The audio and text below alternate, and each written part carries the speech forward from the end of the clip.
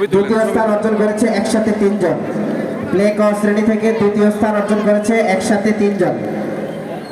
আব্দুর রহমান বিন শহীদ, আব্দুর রহমান বিন শহীদ পুরস্কার গ্রহণ করছে আমাদের ইকরা দারুল উলুম মাদ্রাসার সম্মানিত মুহতামিম হযরতুল আল্লাহ হযরত মাওলানা রফিকুল ইসলাম হাবিবি সাহেব দামাত বরকাতুল আলিয়ার হাত থেকে।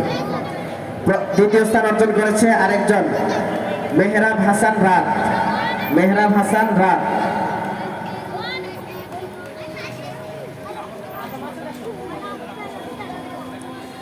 দ্বিতীয় স্থান অর্জন করেছে তৃতীয় জন সারা আলম লুবাবা, সারা আলম লুবাবা। তৃতীয় স্থান প্লে ক শ্রেণী থেকে তৃতীয় স্থান অর্জন করেছে আরিয়ান বিন হাসান, আরিয়ান বিন হাসান। প্লে খ শ্রেণী, প্লে খ শ্রেণী, প্লে খ শ্রেণী থেকে প্রথম স্থান অর্জন করেছে মোরসালিন ইসলাম আয়ান, মোরসালিন ইসলাম আয়ান।